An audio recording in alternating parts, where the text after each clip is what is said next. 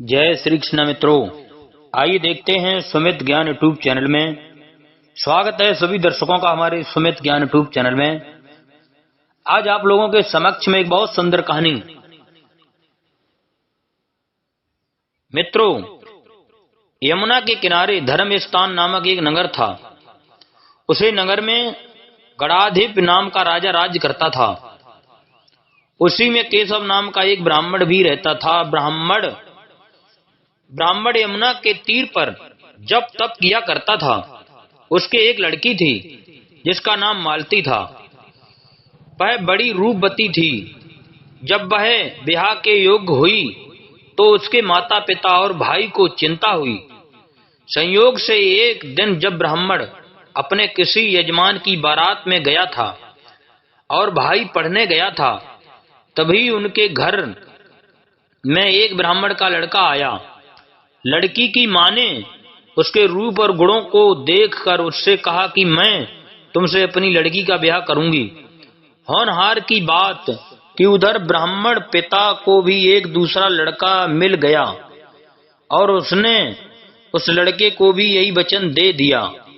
उधर ब्राह्मण का लड़का जहां पढ़ने गया था, वहां वह एक लड़के से यही वादा कर आया। कुछ समय बाद बाप बेटे घर में इकट्ठे हुए तो देखते क्या है कि वहां एक तीसरा लड़का और मौजूद है। दो उनके साथ आए थे। अब क्या हो ब्राह्मण, उसका लड़का और ब्राह्मणी बड़े सोच में पड़े। देव योग से हुआ क्या कि लड़की को सांप ने काट लिया।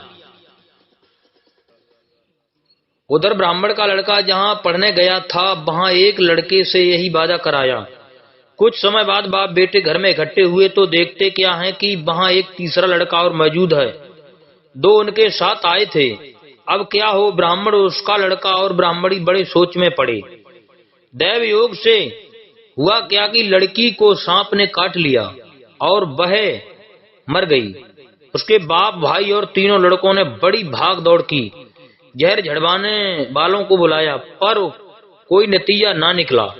सब अपनी अपनी करके चले गए। दुखी होकर वे उस लड़की को शमशान में ले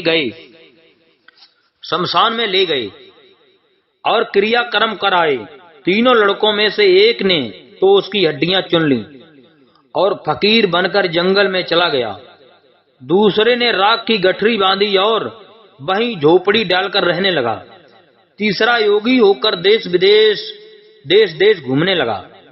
एक दिन की बात है, वह तीसरा लड़का घूमते घामते किसी नगर में पहुंचा और एक ब्राह्मण के घर भोजन करने बैठा। जैसे ही उस ब्राह्मण की ब्राह्मणी भोजन परोसने आई कि उसके छोटे लड़के ने उसका आंचल पकड़ लिया।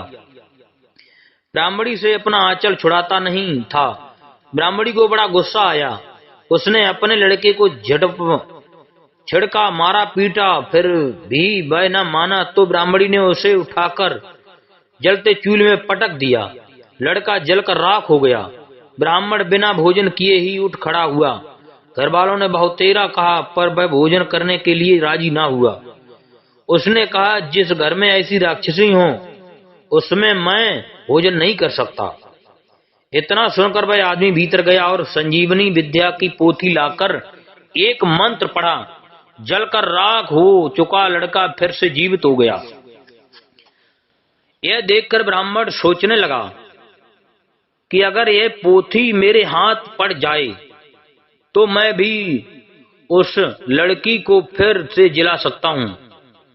इसके बाद उसने भोजन किया और वहीं ठहर गया।